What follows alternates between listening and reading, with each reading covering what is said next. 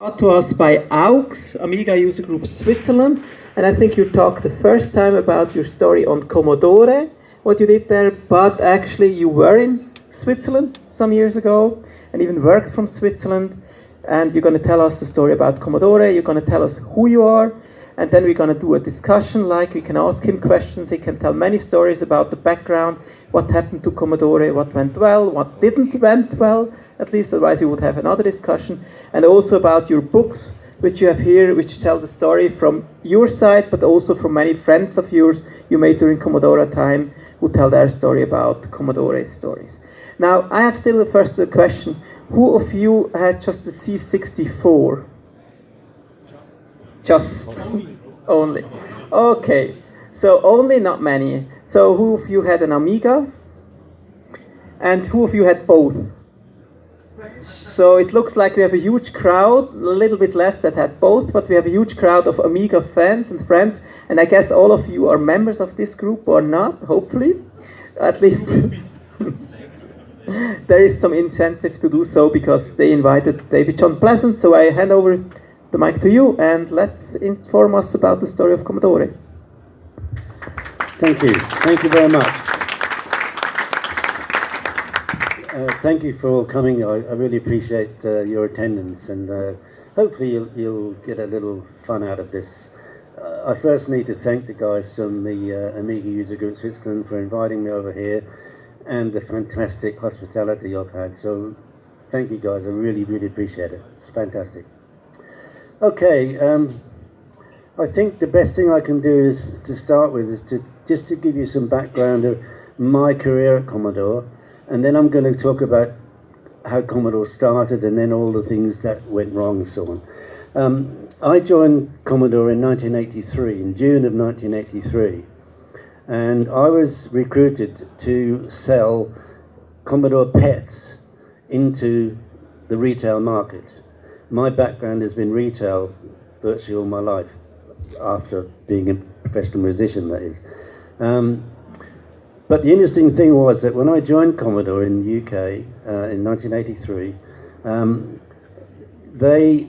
I found out very quickly that Commodore never had a business plan, which is quite interesting because I was with them about 10 weeks getting ready to start my work selling into the retail market when I was told that Commodore is not going to produce any more PETs. So I was recruited really for no reason. Anyway, what happened was that I got moved to selling the Commodore 64, which had not long been released and was doing very, very well. And my role at that time, I was reporting to the Consumer Products Division sales manager, and I was looking after all the major retail accounts. That's all the multiples and so on. Anyway, with Commodore in the UK, I introduced a whole lot of new marketing ideas, including bundling Commodore 64s with all sorts of things and producing packs which were enticing. I don't know if you've ever thought about it, but trying to market a piece of plastic with some keys on is not actually the easiest thing in the world to market. So I decided not to sell computers, but to sell dreams. So we produced these packs with all the images of the games and of course productivity software. Very important to have that in there because that justifies the parent's purchase. It's obvious, really. Anyway, what happened was that when we sold the 64 in huge volumes, and then eventually the Amiga was released. Of course, initially it was the Amiga 1000, which was not my product. It was kind of an in-between product because it wasn't serious enough to be taken as a business product. And it was too expensive to be a games product, so it kind of fell in between the two stools. Anyway, once the 500 was released, that was really when I was kind of let loose, if you like. Anyway, as a result of the activities I did with Commodore UK, particularly what happened was the very first Amiga 500 pack we did was called the Batman pack. And I'll just fill you in on how that happened. I went to Ocean Software, who had just come back from Hollywood, having paid $1 million for the rights to use the name Batman the movie in their game. And I went to them, I said, gentlemen, I want to give you a proposal that you'll either have the guts to go with, or you'll send for the men in the white coats to drag me away, whichever you feel is right. Anyway, what I proposed to them was that I was going to produce a pack which featured Batman completely. The fact that there was an Amiga inside was almost incidental. And the idea was, I said to them, I need you to give it to me for 2 months, upon its release, for 2 months before you sell it across the counter on its own. And I want to pay very little for it, and I only want to commit to 10,000 pieces. At which point they said, send for the men in the white coats, obviously. Anyway, they had a bit of a chat amongst themselves, and eventually they said, look, we've got a couple of concerns. They said, first of all, we think our dealers are going to be really upset if you have the Batman, the movie game, on its own in the pack for 2 months before they can get it. And I said, well, if this goes the way I think it's going to go, they won't be upset for very long, because they'll be selling a £400 product as opposed to a £40 product. Okay. They said, David, we've just paid $1 million. We estimate it's going to cost us another $1 million to make the game. So therefore, we've done all of our numbers, and we know how many we need to sell and how many we want to sell. And we're afraid that this activity will affect those numbers. And I said, well, bear in mind, I've got a much bigger marketing budget than you, and my marketing is going to be on Batman. And anyway, the net result was exactly as I predicted. The dealers were only upset for a couple of days, because then the Batman pack started to sell. They did 5 times their highest estimate of sales, so they were very pleased. And I didn't take 10,000 pieces from them. I took 186,000 pieces, because that's how many Amiga 500s we sold in 12 weeks. It's an amazing story. But anyway, as a result of that, I got made sales and marketing director in the UK. And then there was a vacancy came up for Commodore Electronics Limited, based in Basel in Switzerland, which was the holding company for the whole group of Commodore. And I applied for that job and was given that job pretty well straight away. And that was, for me, that was kind of my dream job, because it meant I was looking after 35 countries where Commodore did not have an operating subsidiary. So I was operating it in all the Middle East. Finland was one of my countries, Turkey, India, and so it meant I was traveling all the time, which I love to do anyway. And I don't know if you know this, but there are 2 types of salespeople. There are hunters and there are farmers. I'm a hunter, I'm not a farmer.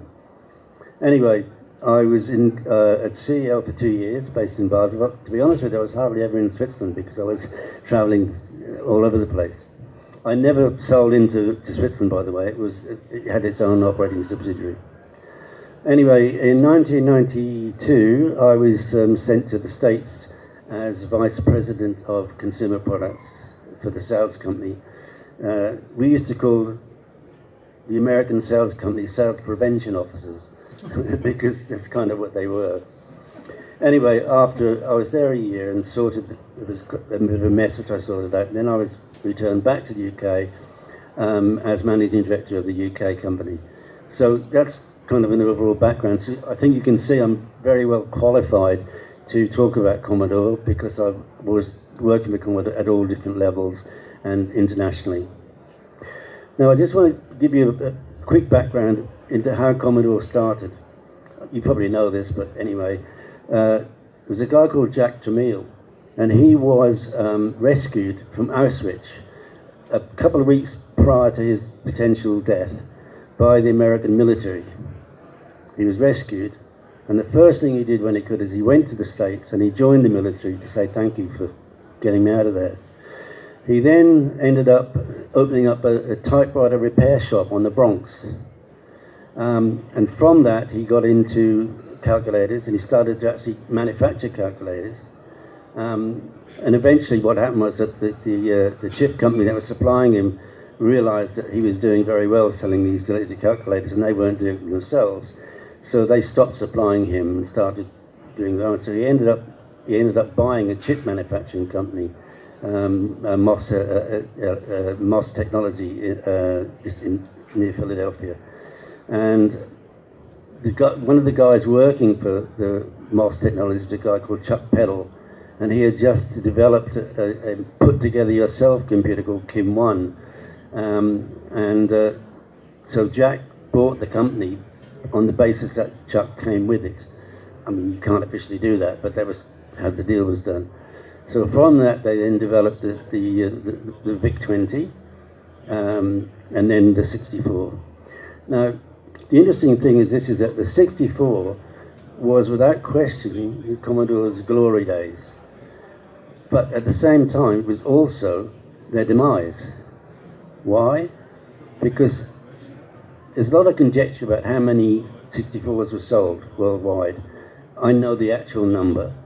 And the reason I know the actual number is because, which I'll come back to you later, is that we were doing our due diligence on looking to buying the whole of the worldwide assets, and we saw all the figures. They actually sold just under 27 million 64s, but they didn't declare a lot of it, so they didn't pay tax on it. That's the truth. Anyway, why was it Commodore's demise? Well, you can't suddenly make 27 million computers without a lot of finance. You know, you just have to have the finance. So Commodore had to look for external finance, and that's when he got Irving Gould involved. And I might, just as an aside, it's all in this book here, which I'm definitely promoting today. Once I asked Irving Gould how he made his money, because it was a very impertinent question, and I knew it was. And if you don't mind, I'm going to give you the exact wording he used. And he said, David, he said, I took the best piss of my life. What on earth are you talking about? He said, David, he said, I was sitting in the Four Seasons restaurant in Manhattan with some group of friends, which is where everybody used to be at the time. So I needed to go to the toilet.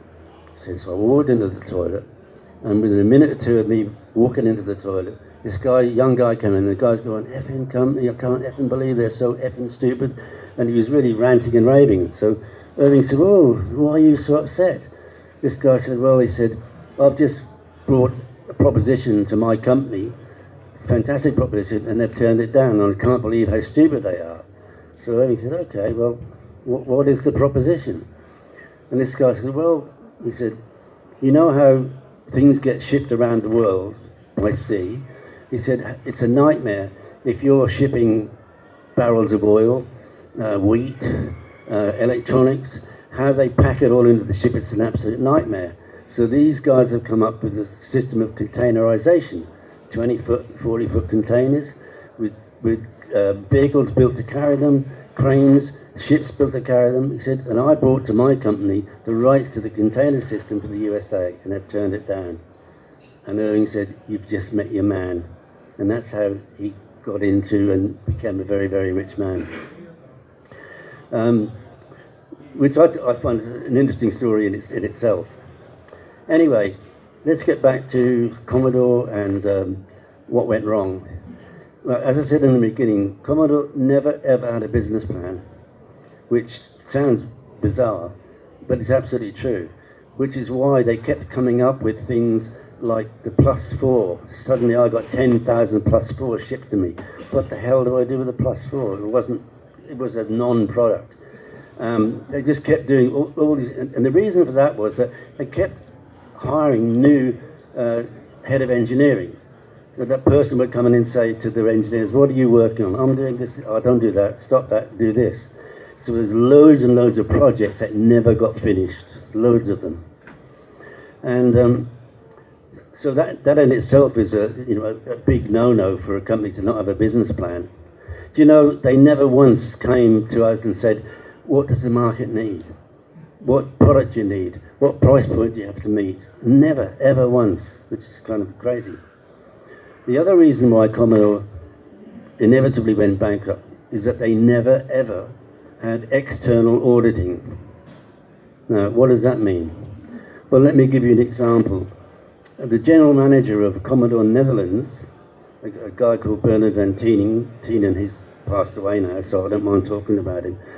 He used to, every general manager's meeting, he used to brag that he had not met his target, he had not met his figure, so he would invent invoices, put product on a truck and send it on a journey for 4 days, so it was out of the quarter and then back in again at the next quarter. So he's recording it as sales, collecting his bonus and his commission, but the sales were never there, and the money was never in the bank. So Commodore was looking at it and saying, we've got this, it wasn't there. I'll give you another example of how bad that is, and that was when I went to America. I know I'm jumping ahead, but it's important. When I went to America in 1992, January of 92, I couldn't understand. Commodore was not selling anything to anybody.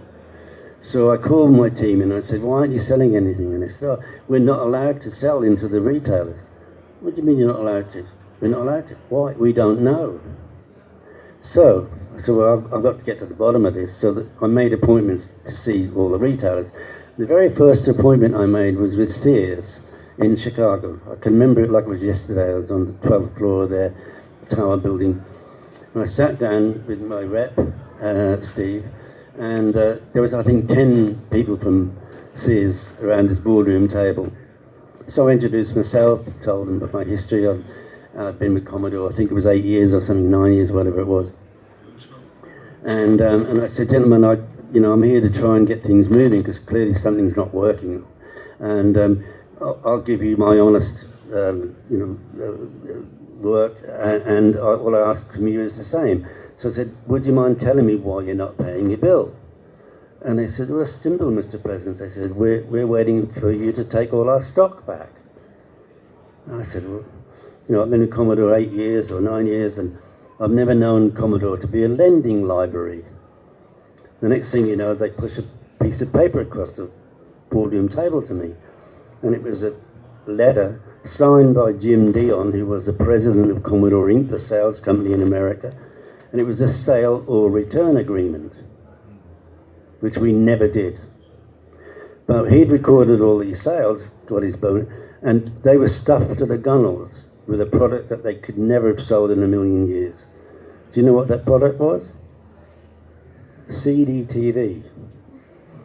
No, I'm not joking, but professional people had trouble selling it because it was so ahead of its time and it wasn't user-friendly.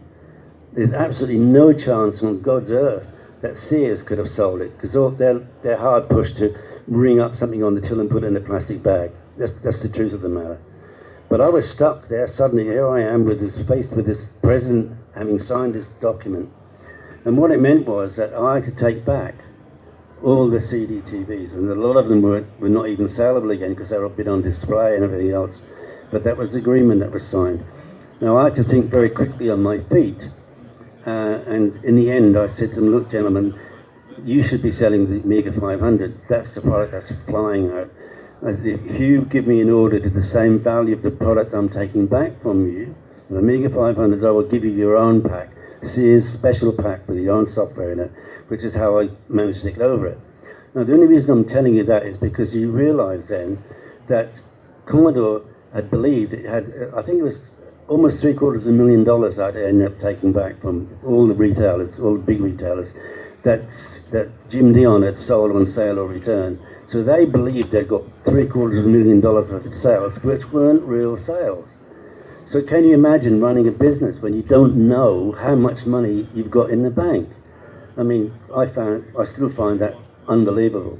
And you've got a guy, what happened is, I'll go back again, the best way I can do this, is that, as I mentioned before, Irving Gould came in, was an investor in Commodore, and he ended up with 22% shares, and Jack Tramiel, the founder, ended up with 7% shares. And clearly they didn't see eye to eye on certain things. One of the things was Irving Gould was a tax exile in 3 countries. He was a resident of Canada, he had residency in the Bahamas, and obviously time in the USA. He was not allowed to stay in any one country for more than 3 days, otherwise he'd be liable for tax. So he was using the company jet, it was called a pet jet, to travel all the time. And Jack had a go at him about it, and he said, if you don't like it, leave. And anyway, that's one of the stories behind Jack's leaving. So Jack left, and I think it was about March, April of '84. Now, what happened then, of course, was that after Jack left, it was this void, and Irving Gould was bringing in all these different people as, presidents of the company, and most of them had no idea and no real interest in the business. I mean, people coming in from Coca-Cola, and the first thing they did was to cut costs. And like in the UK, we had a purpose-built assembly plant and premises in Corby in the UK. We bought a 10-acre site. We got a big grant from the government and built an assembly operation with warehousing and distribution and marketing, sales all under one roof. He closed it down, because that saved money. So on the books the next year, it looked like they'd made money with such a short-term solution. Anyway, what happened was that after Jack left, he'd heard about El Toro, which was a company that were designing the Amiga. Went to them. They were in serious financial trouble, which is typical of any new venture, I guess. And he did a deal with them, and he gave them $500,000 and said, if you don't pay it back within, I think it was 45 days, maybe 60 days, I'll own the company. They took the check. He then went and bought Atari. And he bought Atari for $1 because they were in so much debt. He was supposed to pay the debt, but you never do when you buy these sort of companies. So there he thought he'd got the Amiga and he'd got Atari to sell the Amiga. He went back to El Toro and he said, right, you're my company, you haven't paid back. And they said, no, we've sold to Commodore. How can you do that? And they gave him his check back. They never ever cashed his check. And as I understand it, I could be wrong, but as I understand it, that check is on the wall in Leonard Tramiel, Jack's son's office. That check is up there as a memento of what might have been. Anyway, so let's talk about the real downside. We had this guy come in called Mehdi Ali. The best way I can describe him was that he was a Pakistani Danny DeVito. If you can picture Danny DeVito with the Pakistani image, that was Mehdi. And Mehdi was one of these people that, well, his cigar was bigger than him, I'll put it that way. And he had no desire to try to understand the business. No desire whatsoever. And he made decisions, and his hiring ability was abysmal. For example, when I went to America in 1992, the first thing I did was to walk into engineering, because I know without the engineers we haven't got a business. So we had 7 Amiga engineers, who I think between them had 3 or 4 junior engineers working for them. We had 40 PC engineers in 1992, and nobody in their right minds would make their own bloody PCs. It didn't make any sense whatsoever. The reason why we had 40 PC engineers was that Mehdi had just recruited a new head of engineering, a guy called Bill Sidness, who'd come from IBM, and his claim to fame was the PC Junior, which is considered the biggest flop in world history. And he'd given 40 jobs to his mates. I mean, that's an example of how Commodore was mishandled. Same thing, at the same time, Mehdi hired a head of manufacturing. I don't even know this guy's name. He hired this guy, head of manufacturing, who said, CD32 will manufacture in the Philippines. And I thought to myself, the Philippines, we are not selling anything into the Far East. Nothing. Why in your right mind would you have a manufacturing facility that was 5 or 6 weeks by sea from your core business? It didn't make any sense. Anyway, we found out why. This guy wanted us in the Philippines because the company he was working for before was based in the Philippines, and he had a mistress there.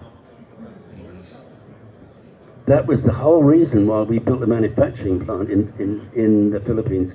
I mean, these are things that, they're all in the book, but they're almost unbelievable, but they're true. Now, Also in the book, to be honest with you, I'd never considered myself to be any kind of an author. I really wasn't. But when I came back into the industry, which is in 2015, when there was an Amiga 30 event held. First one was in Amsterdam, and then a couple of months later in Germany. And I was invited to be a speaker, and I had no idea why, because it had been all those years since I'd left the company. Anyway, I realised then that I started to tell stories to people, and they all said to me, you should write it down, it's interesting. I said, oh, no way. Anyway, cut a long story short, eventually, I think it was about 2019, I decided I'll try to write something. And I wrote my story, and I read it back, and I hated it. I thought, this is more like a story about David Pleasance than it is about Commodore. And then I thought, well, actually, it can't be anything else, because this is through my ears and my eyes. But for me, it wasn't enough. I wanted to give the whole picture. So I invited contributions from people like Dave Haney, who was one of the engineers there. People like R.J. Michael was one of the designers of the Amiga. Beth Richards, she was an engineer that was working on the CD32 product for the A1200. And all people, Peter Kittle from Commodore Germany, and they've all written chapters, and I didn't change one word from their chapters. So this book has got all their versions of what was happening and why it was happening. So it's a very fulfilling and genuine read, why it's called The Inside Story, because it truly is that. And there are lots of things that you won't believe. I'll give you one more example. What I'm trying to do is to whet your appetite to buy the book. I'll give you one more example. Right? Signosis Software asked me if I would take Mehdi Ali to them. They wanted to talk to him. Now, bear in mind that I had got development kits for the CD32 into all the major software publishers in the UK. Not outside of the UK, but they were the major ones, and they were all developing games specifically for the CD32. So anyway, Signosis said, can you bring Mehdi up? I said, I'll try. So I dragged him up there to Liverpool, kicking and screaming. And the mental block, just bear with me a second. Ian Hetherington, sorry, I just couldn't remember his name for a second. Ian Hetherington was their technical co-managing director. And he said to Mehdi, look, he said, I've been working on your development kit for the CD32. And I just want to say, if you do this little tweak, and you do that, and you do this, and you do that, the other, you'll have a much, much better product. Now, most people would have said, look, I'm not a technical person, and you're talking to the wrong person. How about I get Dave Haney or one of the engineers to call you, and we'll talk it through. Mehdi didn't do that. He got the hump. He thought he was being talked down to. And anyway, cut a long story short, I had to drag him out. It was really bad. The net result is that not long after that, Signosis got bought by Sony, and Ian Hetherington became head of PlayStation Europe. And he was offering us the technology free. And Mehdi turned it down because of his attitude and his ignorance, really. Awful. I mean, that's absolutely 100% true story. So you can see why, in a way, it was destined to happen. Things that went wrong with Commodore. One of the little snippets that you might find interesting is that Commodore UK were the strongest business. We never did sale or return or anything like that. And that is why when after parent company went bankrupt, we kept trading for 14 months. Every time one of the subsidiaries went under, we got their stock and carried on trading. Colin Proudfoot was my co-MD, the financial heart of Commodore, and we tried worldwide buyout of Commodore. It's another story which I won't bore you with. But anyway, in terms of there was an IP that was shared between Commodore UK and Commodore Netherlands. I'm not sure what it was, something insignificant. But the liquidator of Commodore Holland asked us to go over and just decide how we were going to handle this particular thing. And while we were there, he said, "Oh, by the way, guys, have a look at this." And he slid a piece of paper to us. And it was an expense claim from Bernard Van Tienen. And it was for an establishment called Yab Yum, which apparently was the most high-profile brothel in Amsterdam. And it was an invoice for $275,000 they put through the company. So why did Commodore go bankrupt? Work it out for yourselves. But it's all in here. Now, before I go on to the next project, any questions that you'd like to ask me about what I've talked about so far? Yes, any questions? So raise your hand quickly because we wanted to do it also a little bit interactive with your questions. Maybe I have one. Is there any regret at your side that you could have done something else and save some situation or do something better? Totally. As I mentioned just before, Colin Proudfoot and I decided that we believed that we could do a lot better job of running Commodore, and so we got together with Coopers and Lybrand auditors, and with their help, we raised $50 million in order to buy the worldwide assets of Commodore, because we really felt that we had a good business plan. We'd never have raised $50 million if we didn't have a good business plan. But what happened was that we got cheated out of it, because 50% of our investment came from a Chinese manufacturing company called New Star Electronics, who up until that time, they had been illegally manufacturing and selling Sega and Nintendo products into China. But the government had told them they had to get legit. So they came to us, and the idea was that they were going to be half of our investment and our manufacturing arm, which would have been absolutely the most fantastic thing, cheap manufacturing with a partner, you know. But what happened was that Petro Tichenko, who previously was at Commodore, then went to ESCOM, along with Bernard Van Tienen. The crooks kind of joined together, and he went to 2 days before the auction, he went to New Star Electronics and lured them away. Said, "Don't pay 25 million, come with us and we'll give it to you for nothing," sort of thing, which they never intended to do. So we lost half of our investment. And everybody said, "Well, hang on, that still meant you had $25 million. Yes, of course we did. However, you don't honestly think that any supplier would give us credit terms after they've just been burned by Commodore. We're going to have to pay our way for a period of time." And Colin Proudfoot, who was an absolute financial genius, we sat down and worked out, we reckoned 7 months, 2 weeks and 2 days, we would be in a position to be able to afford to run ourselves. And so we could not spend 15 or 16 million dollars and then lose the other money in the next 2 or 3 months. There's nobody in their right minds would consider doing that. So yes, I regret immensely that we weren't successful, because it would have been a whole different story now, believe you me.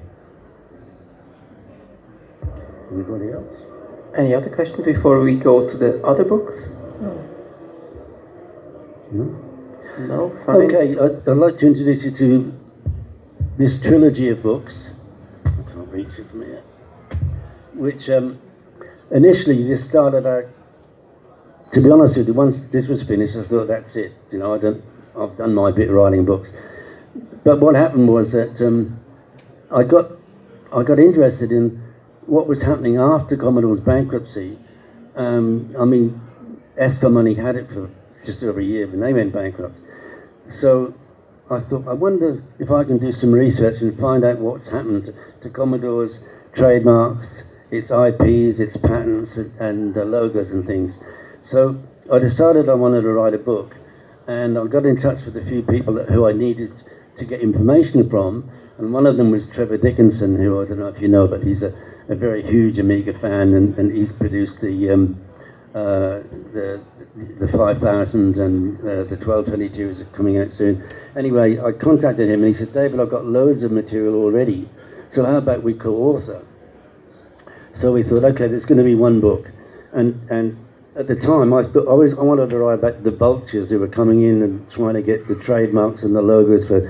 A lot of them wanted getting it for cheap and make a quick buck, and others were more serious. And at the same time, the new technology that was coming out was the vampire board. So I come up with the concept of Vultures to Vampires, which is a perfect name for the book. But we didn't realise that it would end up being more than one book, because when we started doing the research, there is so much material, it's incredible.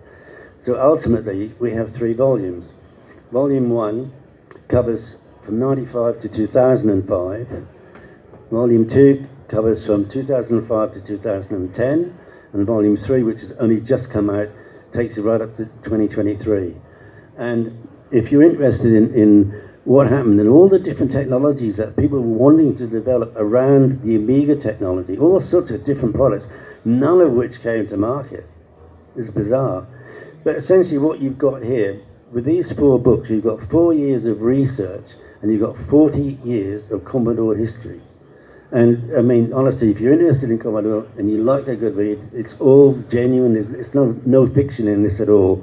And I'm really, really proud of these books because, well, it's taken a lot of my life. Anyway, all these books are available downstairs. I'm happy to sign them for you. They're probably worth less if I sign them, but anyway, I'm happy to sign them for you. And that's kind of as much as I want to say, but I'm sure there must be more questions. It's got to be. Do you have any insights about the AAA chipset? Yeah, what do you want to know? Everything. Well, the thing is that, like as I said before, they kept changing the head of engineering, and he kept going along and saying, "What are you working on? I'm doing this." No, don't do that. We'll do something else. So there's lots and lots of projects that never got finished, and in fact. Beth Richard, her chapter in this book is about all these things that never got released. It's an interesting read in itself. But if you don't have a business plan, you're going to get this. So you're going to get skipping from one thing to another to another to another, and none of it makes any real sense. You know, if you don't have a business plan, how are you going to get there? If you don't have a roadmap, how are you going to get there? You know? But what I will say about another thing about this book here is that the CD32 was the first product in the 12 and a half years I was at Commodore where they'd actually planned it properly.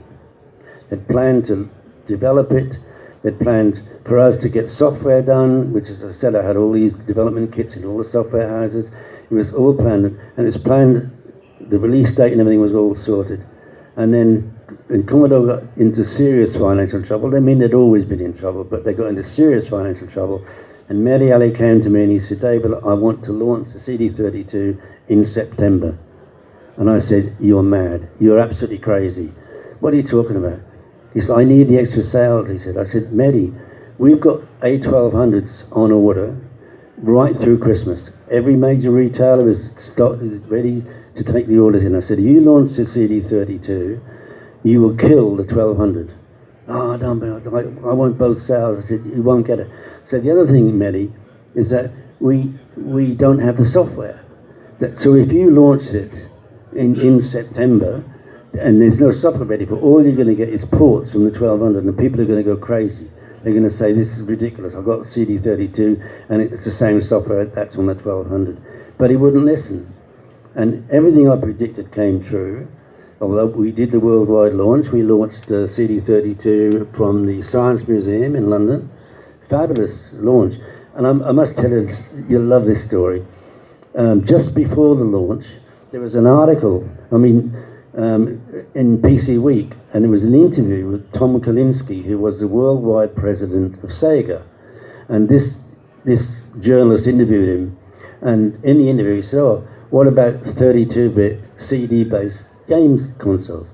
And Tom Clancy said, "Oh, it can't be done. If anybody could do it, it would be Sega," right? Which, of course, was in print. So when I read that, I went, "Thank you, there is a God," you know. So we were able to use that quote because nobody knew that we were obviously very close to producing it. And then what happened was, about a week before the launch, and I'm not kidding, a guy rang me up and he said, David, you won't remember me, he said, but we've done business before. He said, we've got poster sites all over the UK. And he said, you know how we work.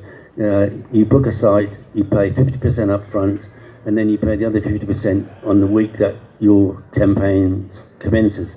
He said, I've got 3 poster sites in central London that the guy's already paid half the money on, and he's not going to go ahead with them. If you want them, you can have them pay the 50%. Oh, and by the way, one of them is right outside Sega's head office.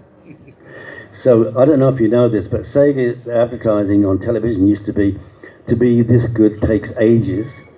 To be this good, and then spin the word ages around, takes Sega. So we put a big billboard up that said, to be this good will take Sega ages, because they'd said so. And that was right outside their head office. It's so funny. Yeah. In fact, about a couple of weeks after that, sometime in November, I think it was, we used to have an industry dinner in the UK where we raised money for charity and that kind of thing. And everybody was there. And we were all, I mean, to be honest with you, it was a fabulous industry because it was like a cottage industry. I mean, Nick Alexander, who was the MD of Sega UK, you know, he and I would be enemies in the daytime, but we'd have a drink in the bar at night because it was that kind of situation. And we were all at this industry dinner, and I got 2 or 3 tables, and so did he, and he walked over to my table and he said, a bit close to home, Mr. Pleasance, a bit close to home. And I said, well, Nick, where needs must, where needs must. And never another word was said. They were seething, they were so angry. But they said it themselves. Their head up, their president, worldwide president, said they couldn't do it. So, there you go. Anything else? Any other question? Yeah.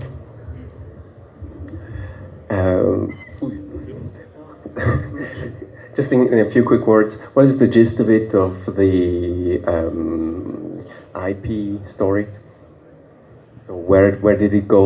What has happened with logo and By the books. Okay. Because it's so. I mean, it's 3 volumes. That's how much information there is. If you stop by my stand and say, have a look on the back, you'll see all the companies that were involved during a period of time. And honestly, we didn't know there was going to be 3 books. It was never in our wildest dreams. But when you start to research, you see all these different companies that had different technology ideas to do with what the Amiga could do. And it's heartbreaking, really, because for some reason it was almost like it was jinxed. Nothing was ever going to kind of work, you know. But it's worth the look. I promise you. I can't possibly go through it all. There's just far too much in there. Anybody else? A final question somewhere? No, I don't think so. No, so a very quiet audience at the moment. No Yeah. questions in. So, I'd like to ask you one question about the following talk which you have about the Demoscene, like people making demos. What was your relation to them? Did you sponsor them? Were you against them because they cracked games in the beginning? So what was the relation to this still vibrant scene in Switzerland of the Demoscene?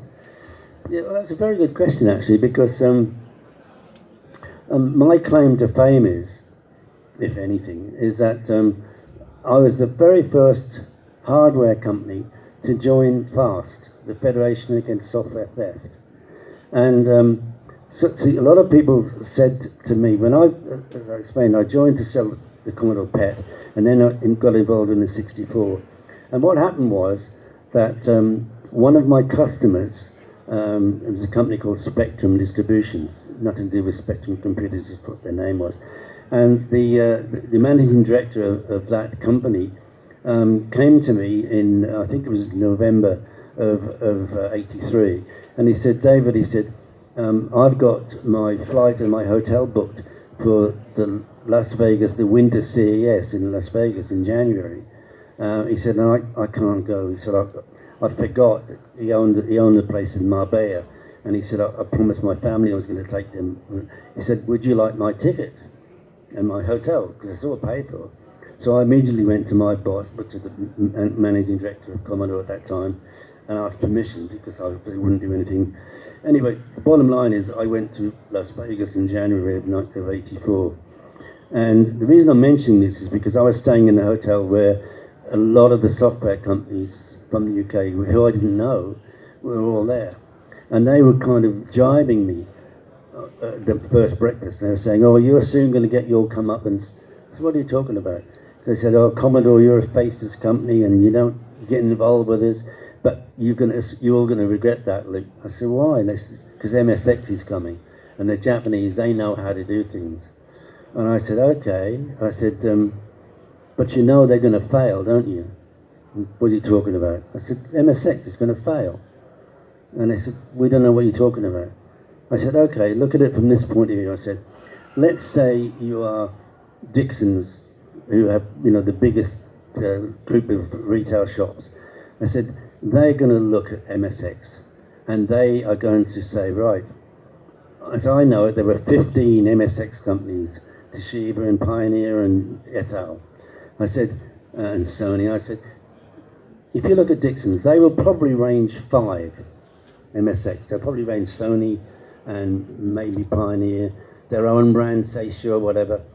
They'll range maybe 5. Now, all of these guys are selling the same spec product at £149. I said, but they won't all get ranged. There'll be 2 or 3 of these brands that will not get ranged. Do you think they're going to go away? Of course they're not. The first thing they're going to do is come back and say, look, you won't range me at £149, how about £129? Or how about £99? They're not going to go away because they can't afford to. So that immediately disrupts the market. You can't sell the same product that anybody's selling at different prices. But and that all came true, of course, but what I didn't know was that MSX was actually going to be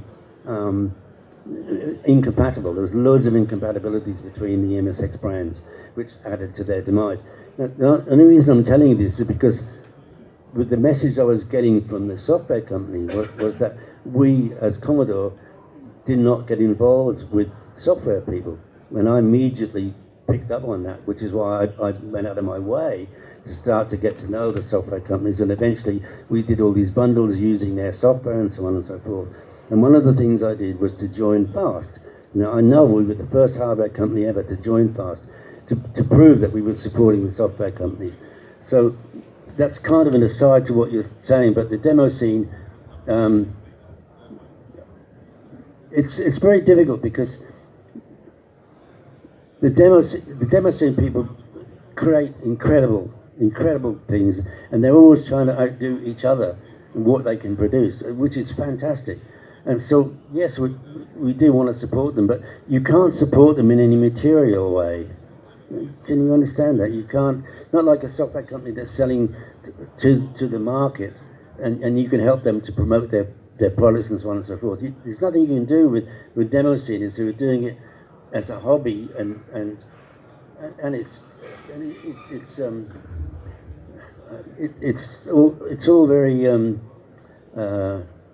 it's all real and it's all important, but you can't. There's no way you can support them. You can't help them. That's a mutual benefit, and everything that you do in life has got to be collaborative. It's got to be win-win-win. You have to do that. So I hope that answers your question. I agree with them and I support them, but not in any financial sense. Okay, great. Yeah, you're gonna hear about the Demoscene later. So if there is no additional question, I would say thanks a lot for your talk and for your information. And don't forget, he's still there for bilateral questions where you can ask him and tell the story about Amiga. And of course, you can watch a lot of Amigas or Commodore computers there. And thanks again to the Amiga User Group Switzerland to bring him here and have fun and enjoy the event. We're going to start at, I mix always the time up, so I'm going to look at the time at 5 o'clock, so I don't say 4 o'clock again. I have some mixes of time. With the Demoscene, André Jos will explain the story of how the Demoscene became a cultural heritage in Switzerland and in other countries. And he also will show some demos recently, not only Amiga and Commodore, but that you have a glimpse of it, what kind of culture this is. So after a short break, which we open the windows to have better air because it's hot in there, I wish you a nice day and see you in 10 minutes or later. Thank you very much.